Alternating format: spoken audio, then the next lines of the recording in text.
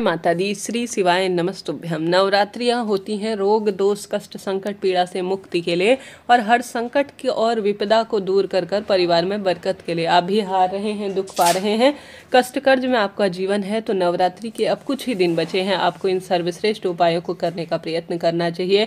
यह उपाय अपने आप में वेद शास्त्रों में और गुरु जी द्वारा बताए गए हैं। करने का प्रयत्न जरूर से करें, लाभ तो आपको होना ही है।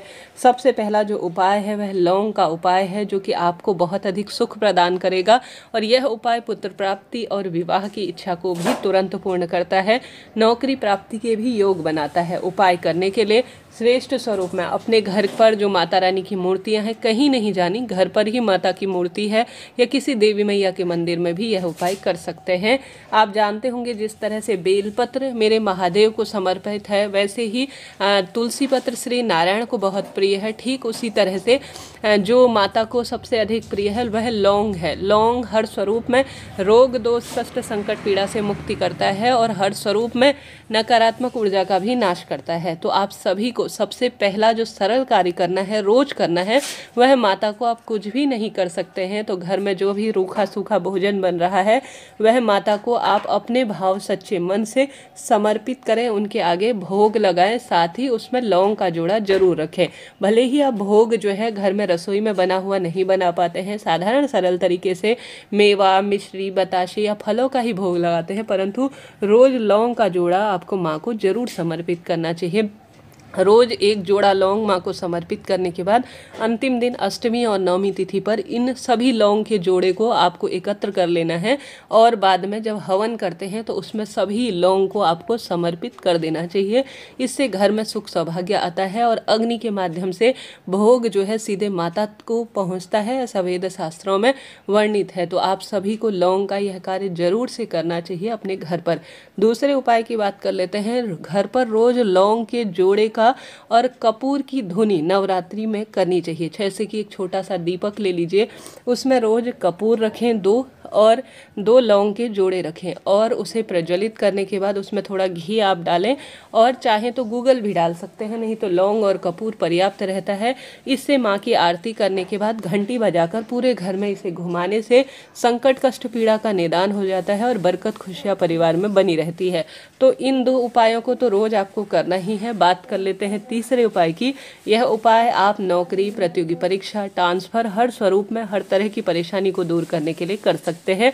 आपको लेने हैं लौंग। लौंग आप कितने लेंगे यह आपकी इच्छा है। लौंग आप जो है 11, 21, 51, 108 जितने लेना चाहते हैं उतने ले लीजिए। और कई भक्तजन इस उपाय को इस तरह से भी करते हैं, जैसे आपकी जितनी उम्र है, आपकी उम्र 25 साल है, 24 है, 30 साल है, विवाह के लिए करना चाहते हैं तो करें, आप जो है पुत्र प्राप्ति के लिए करना चाहते हैं तो करें, नौकरी के लिए कर सकते हैं। जितनी आपकी उम्र है उस अनुसार आप लौंग ले लीजिए। लौंग अच्छी फूली अवस्था में आपको लेना है, इस बात का ध्यान रखना है। लौंग आप ले लीजिए फूली अवस्था में और लाल रंग का आप धागा ले लीजिए, कच्चा सूत कलावा जिसे कहा जाता है।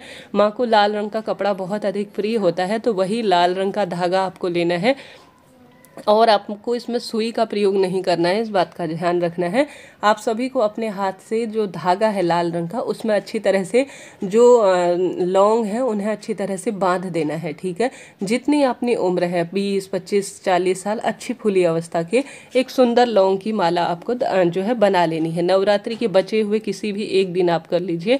उसके बाद आप सभी इसे ले जाकर चले जाएं माता रानी के मंदिर में, या घर का ही मंदिर है तो वहाँ पर माता रानी के गले में अपना नाम गोत्र बोलकर, अपनी मनोकामना बोलकर, जैसे नौकरी, विवाह, पुत्र, रोग, कर्ज, धन, जो भी आपकी परेशानी, ट्रांसफर वगैरह की दिक्कत है, उन सभी कार्यों की सिद्धि के लिए आपको प्रार्थना करनी है कि हे माता भवानी, मेरी यह कामना पूर्ण हो जाए, इसके लिए मैं आपको लौंग की माला समर्पित कर रही हूँ। ऐसी प्रार्थना कर कर माँ के गले में आप लौंग जरूर से समर्पित कर कर आइएगा। ऐसा करने से बहुत सुख सौभाग्य का वरदान मिलता है और धन संपदा में वृद्धि होती चली जाती है। तो करके देखिएगा। अभी तक आपने यह उपाय नहीं किया है तो यह उपाय इस तरह से चमत्कार करता है कि खुली आंखों से प्रभाव जीवन में देखा गया है। तो यह उपाय आपको जरूर से करना है, लाभ तो आपको मिलना ही है। बात कर लेते हैं दूसरे उपाय की। यह उपाय भी काफ़ी सरल है और बहुत अधिक इसका लाभ देखा गया है। नवरात्रि के किसी भी एक दिन, ठीक है, आवश्यक नहीं है कि आजकल में ही किया जाए, अष्टमी नवमी, जब भी आपको समय मिले तभी आप इस उपाय को कर सकते हैं। उपाय करने के लिए 11 आपको आम के पत्ते लेने होंगे। कितने? 11 की संख्या में आपको आम का पत्ता लेना है और लेना है शहद। सबसे पहले महादेव की पूजा करें, शिवलिंग पर जल चढ़ाकर दीपक लगाएं। विधि विधान से आप पूर्वाभिमुख होकर अपना कार्य करें। उसके बाद जो आम के पत्ते लेकर गए हैं उनकी संख्या 11 आपको रखनी है और 11 ही आपको जो आप कलावा लेकर गए हैं वह आम के पत्तों में अच्छी तरह से डंडी में लपेट दीजिए, ठीक है। अब डंडी में और दोनों आगे और पीछे के भाग में जो आम के पत्ते हैं उनमें शहद लगा दीजिए, ठीक है। लगा देने के बाद शिवलिंग पर आपको डंडी का मुख रख देना है। डंडी है जो वह शिवलिंग की ओर होनी चाहिए और माता अशोक सुंदरी के स्थान पर इन जो है आम के पत्तों में, जिनको आपने 11 बार मौली से लपेट रखा है, आपको जो है शहद लगाकर डंडी की तरफ पूर्ण रूप से समर्पित कर देना है। यह उपाय बहुत सरल है। आम की 11 पत्तियां लेनी है, उनके डंडी में 11 बार मौली लपेटनी है, शहद आपको लगाना है। उसके बाद आप सभी को माता अशोक सुंदरी के स्थान पर आप सभी को इन्हें चढ़ा देना है। ऐसा करने से दुर्भाग्य दूर होगा, सौभाग्य में वृद्धि होगी और रोग दोष कष्ट संकट पीड़ा से भी मुक्ति मिल जाएगी। तो कमेंट्स में जय माता दी जरूर लिख दीजिए। साथ ही जीवन में हार रहे हैं, दुख पा रहे हैं, संकट कष्ट में जीवन है तो इन कार्यों को जरूर करें। अनुरोध है, कमेंट्स में आपको जय माता दी लिखना चाहिए। मैंने आपसे शुरू से ही दिन विनती की थी आप अन्य देवी देवताओं के नाम का एक अलग दीपक लगाएं, परंतु माँ भवानी के नाम का एक दीपक आप रोज अपने घर के मंदिर में लंबी बत्ती का जरूर लगाया करें।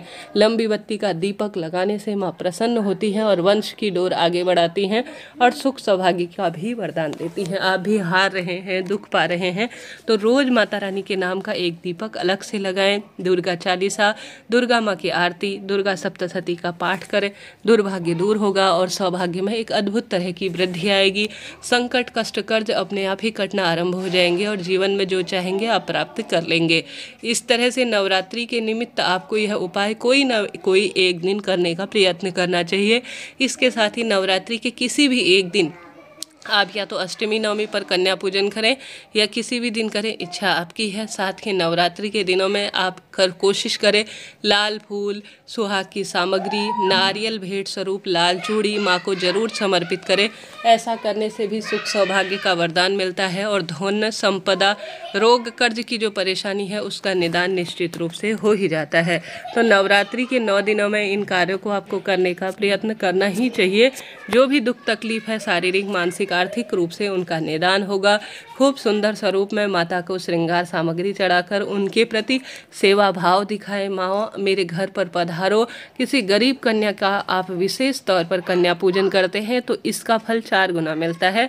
और नियमित रूप से अपने घर पर साफ सफाई का ध्यान रखें, दीप दान करें, माँ के सुंदर भजन सुने, जागरण कराएं।